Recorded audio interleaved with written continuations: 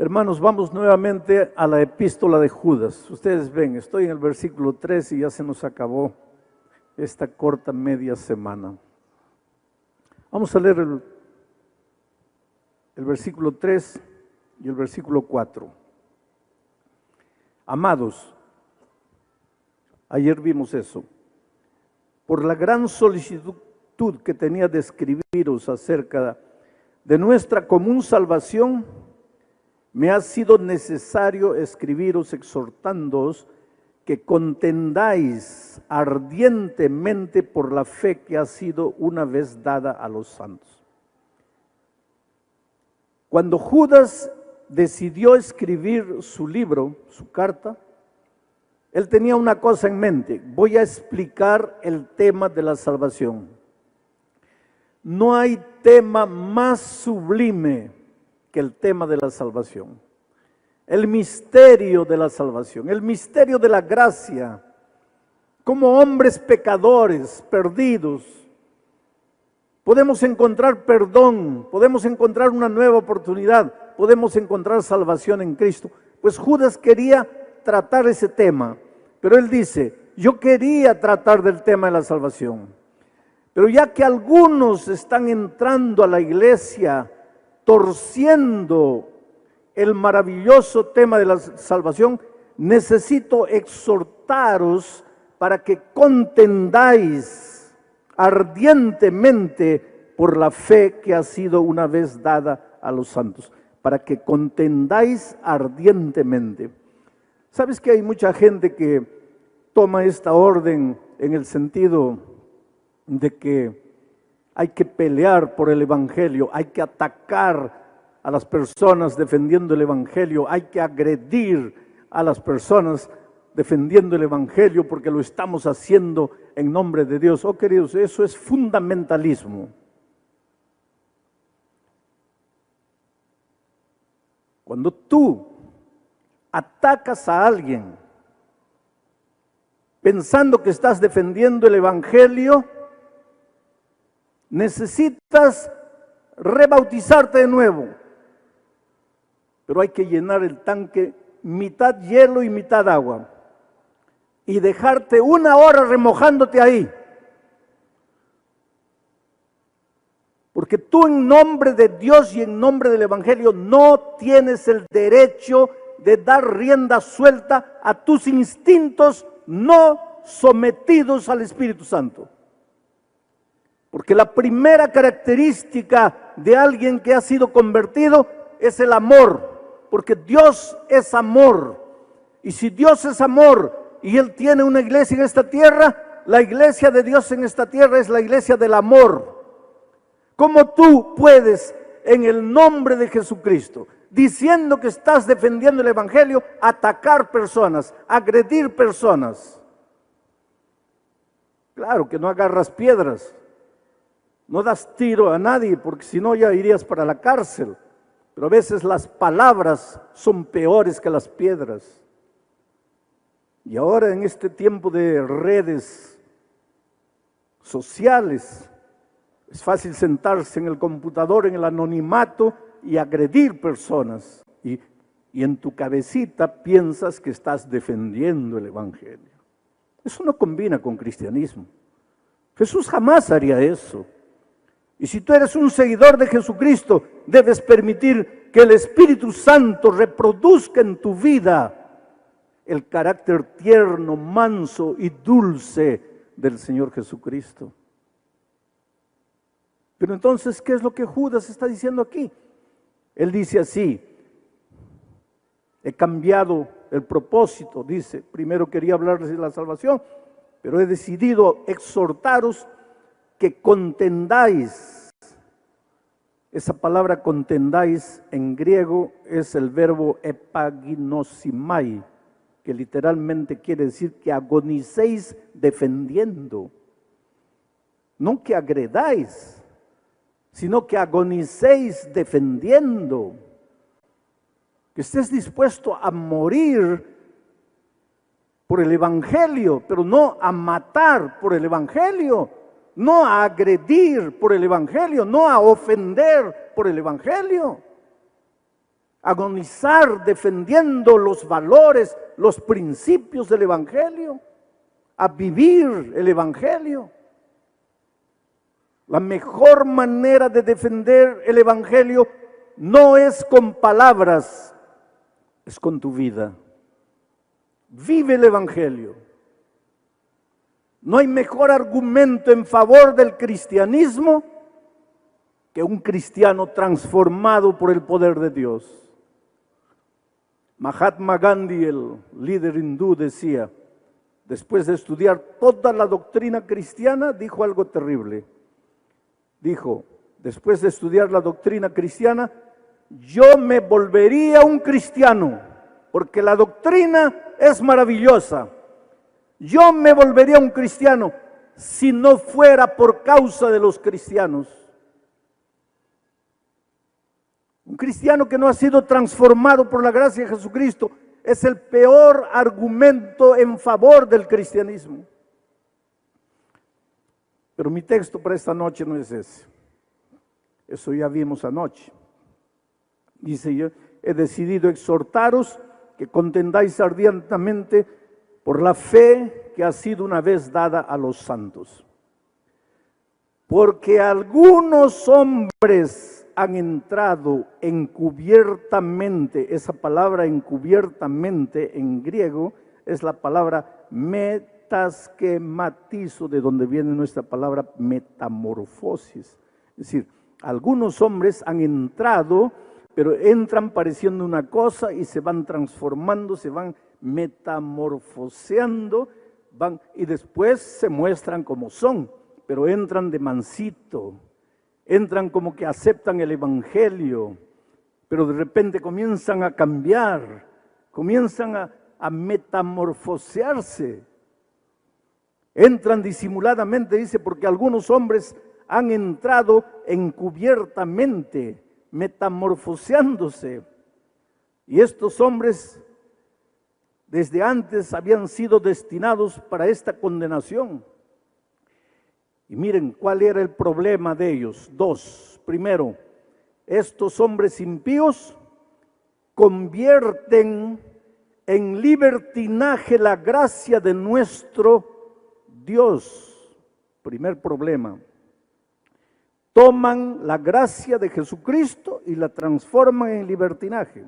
Y segundo problema, y con este hecho niegan al propio Dios, al único soberano, a nuestro Señor Jesucristo.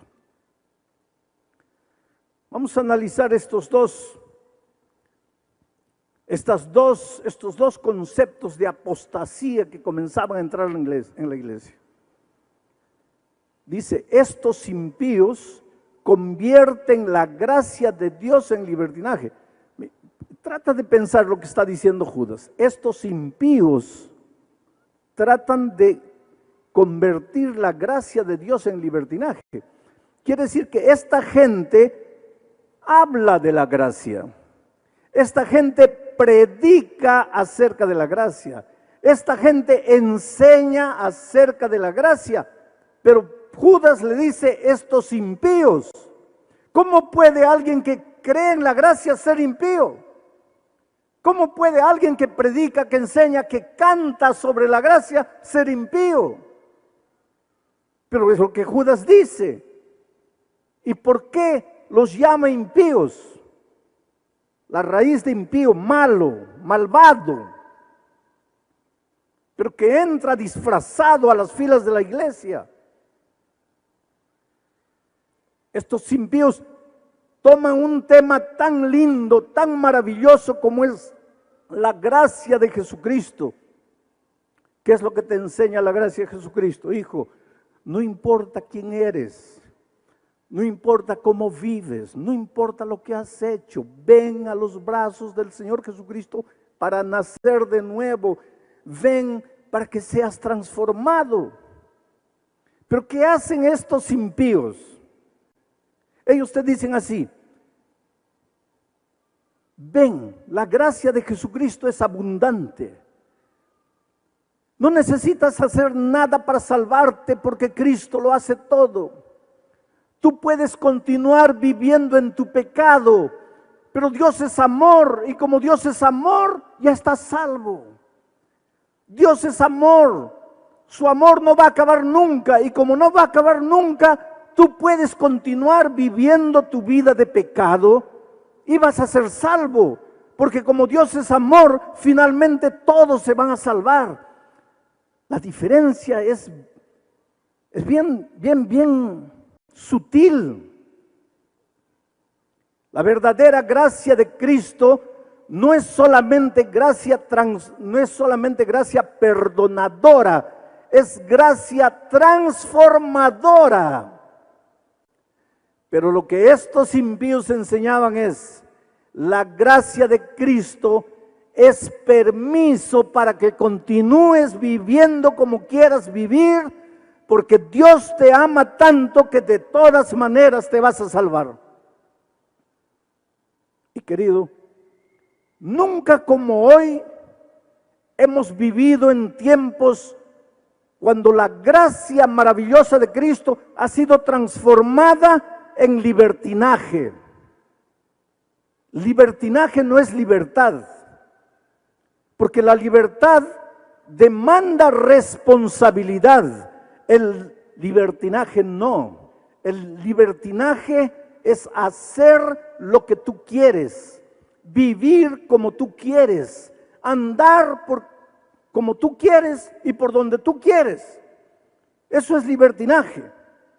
Libertad está ligada a la responsabilidad. Nunca como en nuestros días se ha defendido tanto la gracia de Cristo en el sentido de que puedes vivir como quieras, puedes hacer lo que quieras. Es por eso que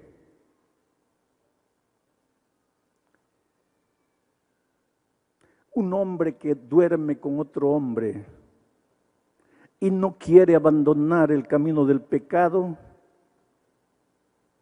dice que porque Dios es misericordioso y abundante en gracia, lo va a aceptar en su pecado. Oh, querido, Dios te ama mucho. Y te digo una cosa, no hay pecado que puedas haber cometido en la vida que Dios no te pueda perdonar. Dios es poderoso. No hay nada en tu vida que Dios no pueda transformar. Puedes venir a Él, leproso, inmundo, sucio, caer a sus brazos, pero su poder, su gracia, su amor te transforma. No te deja como estás. Pero una de las apostasías que estaba entrando a la iglesia en los tiempos de Judas es el hecho de que no te preocupes con tu vida, porque Dios te ama, porque su gracia es abundante. Y en los tiempos de Cristo, para eso había que hacer una cosa. En los tiempos de Judas, para eso había que hacer una cosa. Había que sacar de la Biblia el concepto de la ley. ¿Sabes qué? En la iglesia primitiva habían dos problemas con relación a la ley. Primer problema, los judaizantes. Los judaizantes enseñaban que tenías que guardar la ley para salvarte. Un error, una apostasía. Saca de tu cabecita la idea de que tienes que guardar mandamientos para salvarte, querido. Saca de tu cabeza la idea de que tienes que cumplir la ley al pie de la letra para salvarte. Porque si tienes que cumplir la ley para salvarte, entonces la salvación no es por gracia, es por obras. La justicia no es de Cristo, es tu justicia humana, trapo de inmundicia. Pero los judaizantes en la iglesia primitiva venían y enseñaban, decían, no, hay que cumplir la ley al pie de la letra para salvarse. Pablo fue un defensor de la gracia de Cristo. Pablo se levanta como el apóstol de la gracia para decir, no necesitas hacer nada para salvarte, solo tienes que creer, solo tienes que aceptar, solo tienes que rendirte, solo tienes que entregarte. La salvación no es por lo que haces, no es porque te portas bien, no es porque cumples mandamientos, no es porque cumples la ley. La salvación es únicamente por la gracia de Cristo. Pero entonces aparece el otro ramo y dice así: somos salvos únicamente por la gracia de Cristo, ya no necesitamos ley. La ley fue ya para el tiempo del Antiguo Testamento. Hoy en el Nuevo Testamento ya no necesitamos ley porque somos salvos por la gracia de Cristo. Pero que te digo una cosa esta noche: somos salvos únicamente por la gracia de Cristo. Esa es una de las verdades más cristalinas de la Biblia. Pero porque somos salvos por la gracia de Cristo, la ley no deja de existir. Inclusive porque el apóstol Juan, aquí en Juan, capítulo 3, versículo 4, mira lo que dice: todo aquel que comete pecado, infringe también la ley, porque el pecado es la infracción de la ley. Ahora, si después de Cristo ya no existe ley, ya no existe pecado, porque el pecado es la infracción de la ley. Y si ya no existe pecado, ¿para qué gracia? Ya no tiene sentido la gracia. La gracia tiene sentido porque existe pecado. Y el pecado existe porque existe la ley. Porque el pecado es la transgresión de la ley. Ahora, Juan no dice que te vas a salvar guardando la ley. En absoluto. La salvación es únicamente por la gracia de Cristo. Pero la ley continúa en vigencia. No tengas miedo de la ley. Si esta noche viniera Jesucristo y te preguntara: hijo, ¿me amas? ¿Cuál sería tu respuesta? Sí, Señor, tú sabes que te amo. Y entonces Él te diría: entonces, si me amáis, guardad mis mandamientos. Él no te está diciendo: para que te salves, guarda mis mandamientos. Él dice: si me amas, guarda mis mandamientos. La obediencia no es un requisito de salvación, porque la salvación es por gracia. La obediencia es una expresión de amor. No te atrevas a decir que amas a Dios si quieres continuar andando en tus propios caminos. No te atrevas a decir que Jesús es lo más lindo que sucedió en tu vida si no estás dispuesto a obedecerle. Oh querido, Dios te ama. ¿Sabes por qué Dios no aprueba el pecado? Y hay una cosa que tenemos que entender esta noche. Una cosa es el pecado y otra cosa es el pecador.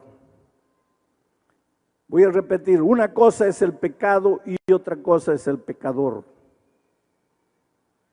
Jamás queriendo combatir el pecado, combatas al pecador. Jamás queriendo reprobar al pecado, repruebes al pecador. El pecado es lo más sucio, lo más inmoral y lo más opuesto al carácter de Dios. Pero el pecador es el ser más precioso a los ojos de Dios.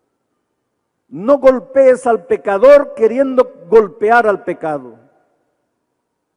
Y te voy a decir algo más. Cuando Cristo venga por segunda vez, viene a destruir al pecado. Viene a colocar un punto final al pecado. No viene a destruir a los seres humanos. Pero pastor, ¿los pecadores no serán destruidos? Te voy a explicar. ¿Quién es el pecador? El que se agarra al pecado. ¿Qué es el pecado? La transgresión de la ley. Pecador es todo aquel que está agarrado al pecado. Ya vimos la primera noche que la Biblia es un libro de llamado. Dios te llama. ¿De dónde te llama? De aquí, del territorio del pecado. te llama para el territorio de la vida. Ven, ven, ven. Venid a mí todos los que estáis trabajados y cansados. ¿Cansado de qué? Cansado de luchar, luchar sin poder. Cansado de intentar sin alcanzar. Cansado de sufrir. Ven, ven, ven.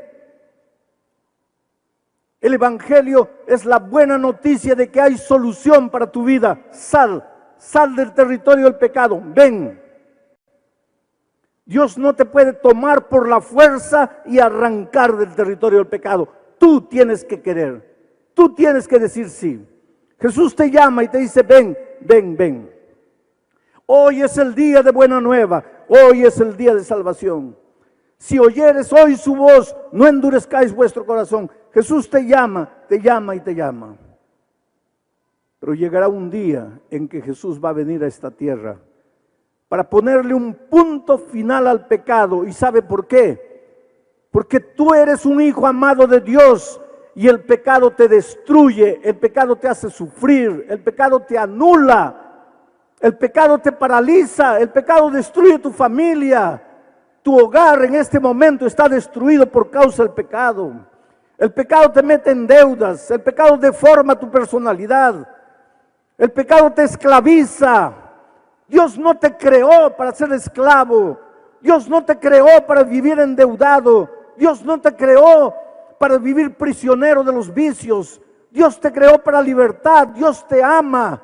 Y como el pecado te oprime, como el pecado te destruye, Dios no acepta el pecado de manera ninguna. Porque tú eres lo más precioso que Dios tiene y el pecado te destruye. Por eso Dios dice, ven, ven, ven. Pero un día va a tener que colocarle un punto final a la historia del pecado.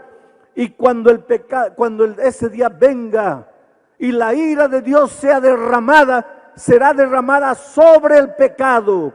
Y los únicos seres humanos que serán destruidos serán aquellos que se agarraron con uñas y dientes del pecado y no lo quisieron soltar.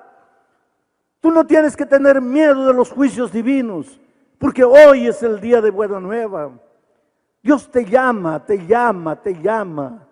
Dios te suplica. Dios dice, aquí estoy a la puerta de tu corazón y te llamo. Si vienes a mí, entraré. Si me abres la puerta, entraré, viviré contigo. Oh queridos, ¿cómo entender que la gracia de Cristo no es licencia para pecar? ¿Cómo entender que la gracia de Cristo cuando llega a tu vida no te libra solamente del peso, de la culpa de tu vida pasada, sino que te liberta de las cadenas del pecado? Y entonces quedas como una paloma libre para volar, volar, volar por los horizontes sin fin. Si tú crees en la gracia perdonadora y transformadora de Cristo, esta noche puedes haber entrado aquí arrastrándote en tu pecado, amarrado a corrientes de vicios, de hábitos que te destruyen, amarrado a sentimientos de los cuales no te puedes libertar, amarrado a pensamientos inmundos que te perturban de día y de noche.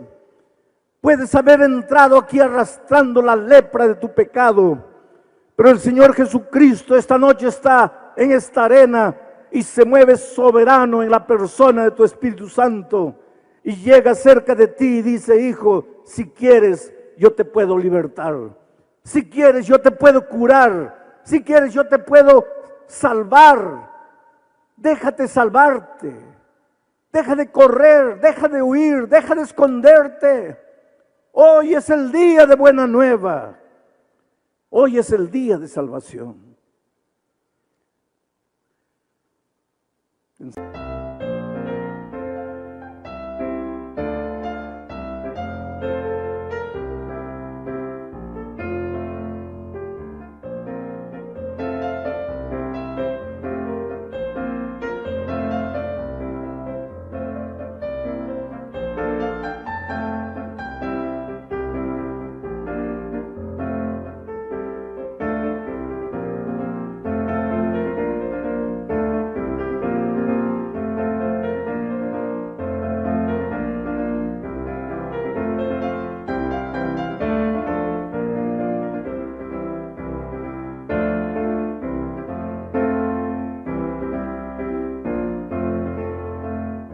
Santa Cruz de la Sierra.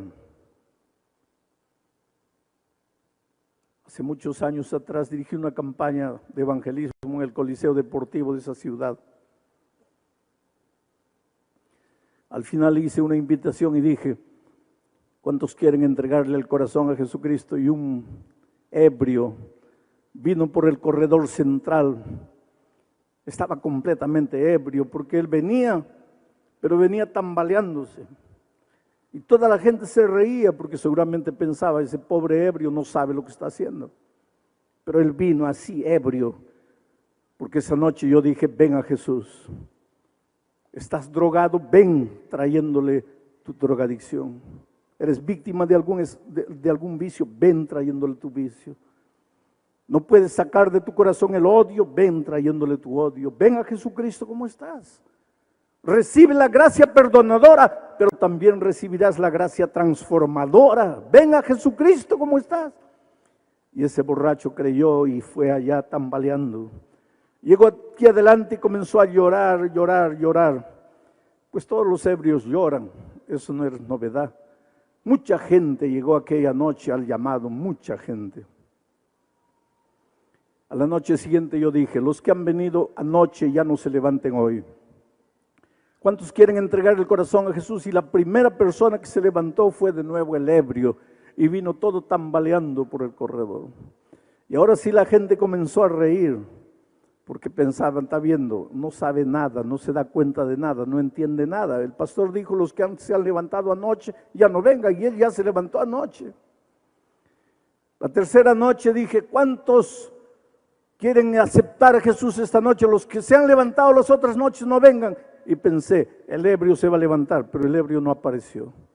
No apareció la cuarta noche, ni la quinta, ni la sexta noche. La penúltima noche apareció. Yo dije, ¿cuántos quieren aceptar el bautismo para nacer de nuevo en Cristo Jesús? Y la primera persona que vino delante fue un hombre pantalón jeans, camisa blanca, bien bañado. No parecía el ebrio, porque el ebrio era un pordiosero, sucio, inmundo, barba larga, cabello largo, olía mal. Yo me di cuenta porque las personas llegaban a su lado y se apartaban, no podían soportar el olor. Pero ahora estaba bien bañado, se notaba que se había echado gel en el cabello. Y aquí adelante lloraba y lloraba y lloraba. Yo le dije, creo que te conozco. Y él dijo, sí, pastor, el borracho, el ebrio soy yo. Pero ya no estaba ebrio. Esa noche fui al camarín y cuando ya salía para el hotel, lo encontré en el corredor llorando. Le pregunté, ¿por qué lloras? Y él me dijo, mire, es que yo quería bautizarme esta noche, pero los hermanos no quieren. ¿Y por qué no quieren? Porque dice que yo al comienzo de la semana estaba borracho y ¿cómo me voy a bautizar ahora? Me han pedido que espere un poco. Y está bien, pastor, yo voy a esperar. Pero si ellos conocieran mi historia, ellos no me pedirían que espere. ¿Y cuál es tu historia? Y él me contó. Con 20, 21 años, era ingeniero de minas de una de las más grandes empresas mineras allá de Bolivia. Se casó, fue a la luna de miel. Cuando estaba regresando, sufrió un accidente de tránsito, cayó, murió la esposa, él salió vivo. Y él contándome la historia lloraba y decía, pastor, yo maté a mi esposa, una joven de 20 años, en la flor de la vida. Le dije, no, me estás diciendo que fue un accidente. Sí, pastor, pero quien tenía que morir era yo, quien estaba manejando el carro era yo. ¿Por qué salí vivo? ¿Por qué ella murió? Y él me dice, en ese tiempo yo no conocía a Jesucristo. Yo, querido, yo te pregunto, cuando el dolor de esta vida llega, porque el dolor llega, a veces el dolor de esta vida te golpea aquí en el hígado, te deja sin poder respirar. Cuando un hijo muere, cuando pierdes el empleo, cuando te dicen que estás con cáncer, cuando te dan solo 2 meses de vida. cuando el dolor te llega. Y si tú no tienes a Cristo, ¿qué haces? Pues él me dijo, pastor, en ese tiempo yo no tenía a Jesús. Entonces comencé a beber para olvidar mi dolor, beber. En 6 meses perdí el empleo. Bebía todos los días. Perdí la familia, perdí los amigos, perdí todo. Pastor, durante 30 años he vivido en la calle, haraposo, mendigo, pidiendo limosna para beber. 30 años sumergido en el vicio, durmiendo en los cementerios, durmiendo en la calle. Y la primera noche que entré aquí, yo no entré porque quería escuchar el evangelio, sino porque la puerta estaba abierta. Y a pesar que yo estaba borracho, entendí lo que usted dijo, que Jesús me ama, que Jesús podía transformar mi vida.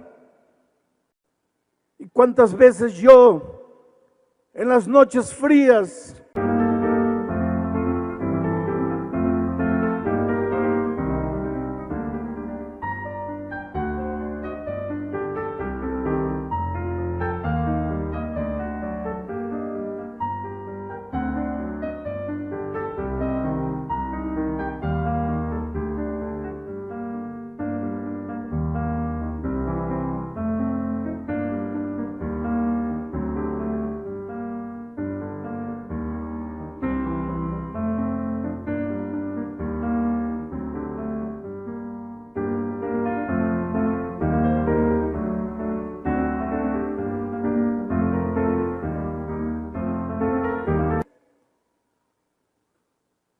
levanté los ojos al cielo y dije, Dios mío, ¿para qué vine al mundo? ¿Para qué estoy aquí? ¿Para qué nací? Y ahora usted me decía que si le entregaba mi vida a Cristo, su gracia perdonadora sería también su gracia transformadora.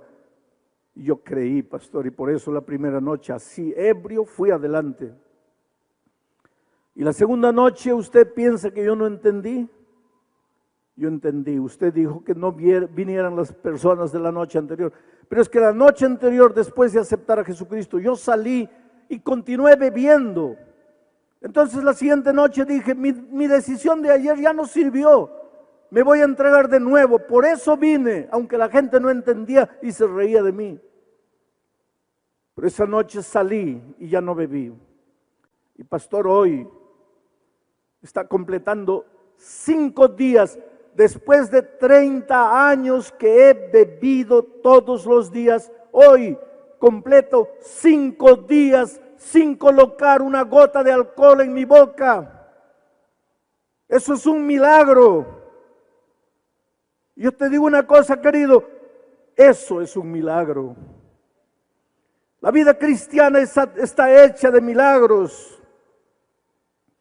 Mientras estés prisionero del pecado, justificando tu pecado, explicando tu pecado, tratando de driblear la palabra de Dios, mientras estés tratando de esconderte en tus propios argumentos, no eres feliz, no tienes paz en el corazón.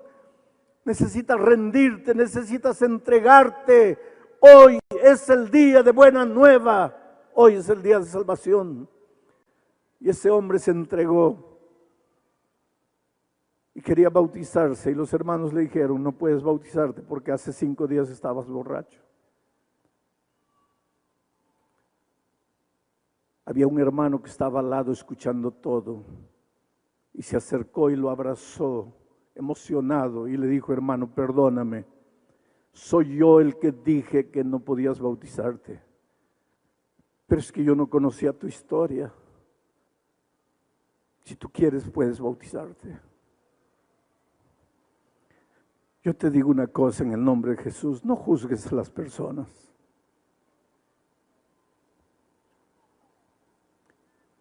Tú sabes que ninguna mujer nace prostituta.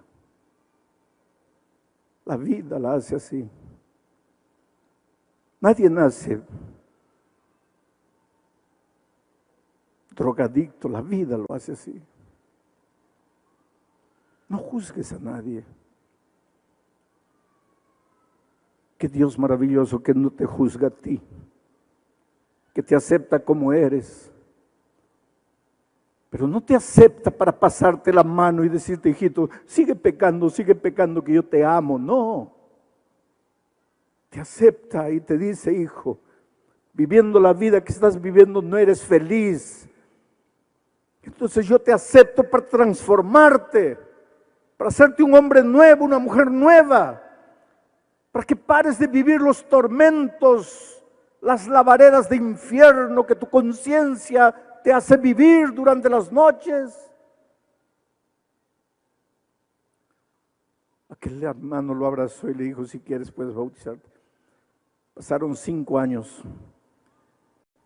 El último año que estaba trabajando antes de jubilarme, volví a Santa Cruz de la Sierra, prediqué en el mismo Coliseo Deportivo.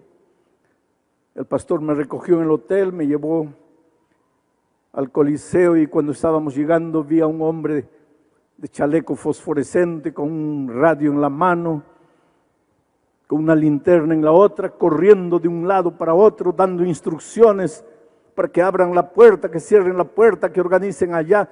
Era el coordinador de todos los recepcionistas. Y el pastor me dice, ¿se acuerda de él? No, ese es el ebrio que se levantó 5 años atrás. Ahora transformado, ahora un príncipe en el reino de Dios. Oh querido, yo te digo, tú no tienes idea de a dónde Dios te va a llevar. Anoche entró a este auditorio un hombre con la vida destruida, hogar destruido, el peso de la conciencia golpeándolo. Ayer en la noche salía llorando de este auditorio y abrazó a un pastor y le dijo, yo creo en la palabra de Dios porque yo entré uno y estoy saliendo otro. Porque así son las cosas en el reino de Dios. Tú vienes a Él como eres, andrajoso como el hijo pródigo, oliendo a estiércol de puerco, cubierto de trapos de inmundicia. El Padre en su amor te recibe, pero no para dejarte vistiendo trapos de inmundicia. Él te baña, Él te da su manto de justicia divina. Él te hace hijo de nuevo en el reino de Dios. Y no importa lo que has hecho con tu vida. Nunca digas, Dios mío, ¿qué hice con mi vida? Pregúntate, Dios mío, ¿qué haré con mi vida a partir de hoy? Porque hoy es el día de buena nueva. Hoy es el día de salvación.